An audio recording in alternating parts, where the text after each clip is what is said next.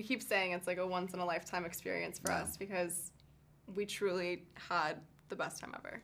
When you're showing up for work making a rom-com, which is just designed to make people have a good time and fall in love, you know, and you're doing it all in Australia, it's like, it's the best day at work ever.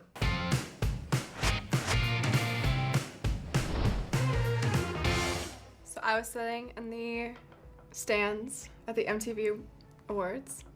The MTV Movie Awards. Mm-hmm. And then all of a sudden, this guy walks on stage with an award, and they start saying some things, and then I hear my name, and I'm like, oh my god.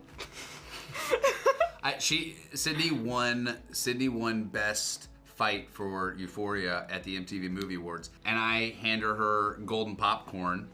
And I'm like, wow, that's the best handover I'm the best presenter received. she's ever seen by far.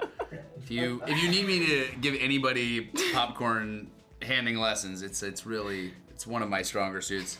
And we had chemistry right off the bat. It was amazing, and so much so that she decided to give me a role in this movie. Yeah, I called him up and we had a Zoom, and I pitched him the whole concept of the movie, and I said, do you want to read it? And he gave it a read, and he liked it. Now we're here. I could never be with someone like him. This girl's a disaster. They're gonna ruin our wedding. Sorry. I think day one right off the bat, we were talking, it's like, when you're making a rom-com, the whole purpose is both characters are gonna get things thrown at them, and you do not leave looking cool, right? No one leaves this movie looking cool, especially me.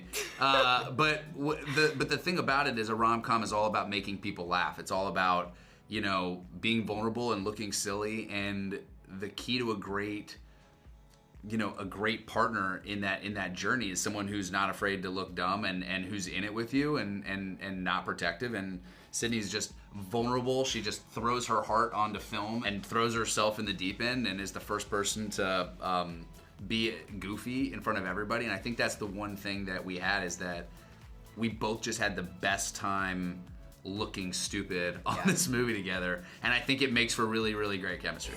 Titanic me. Are they watching? Are they doing Titanic? They're gone. Show's over.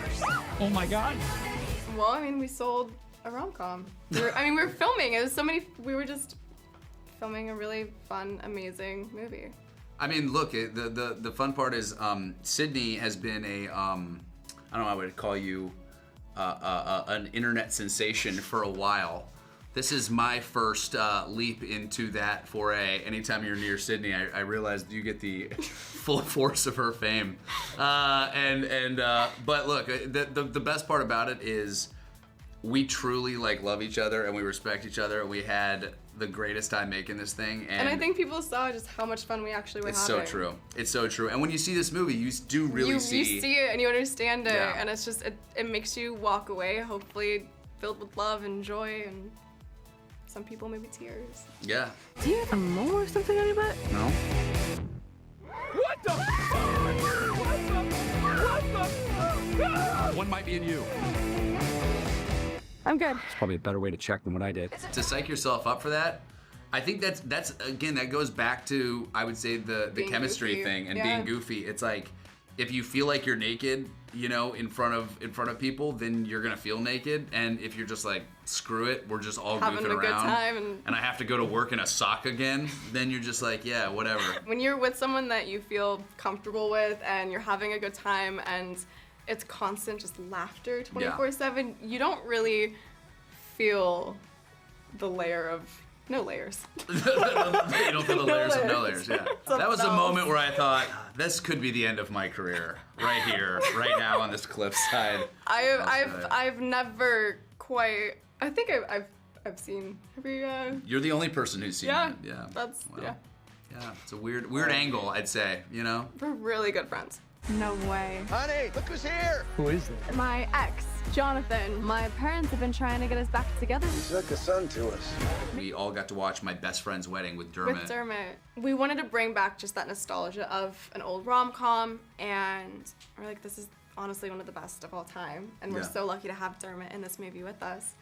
And so we put it together, asked him if he'd be okay with it, and it was just honestly, like, we were all bawling our eyes out when Dermot was just talking about his experience and his love for it. Well, the interesting part is what Dermot said after watching the movie is he kind of, you know, he was like very emotional because this is a movie that when he was making it, I don't think he realized this is going to be one of the things he's known for. Yeah. You know, and I think sometimes when you make a movie, you kind of hold it and try to like,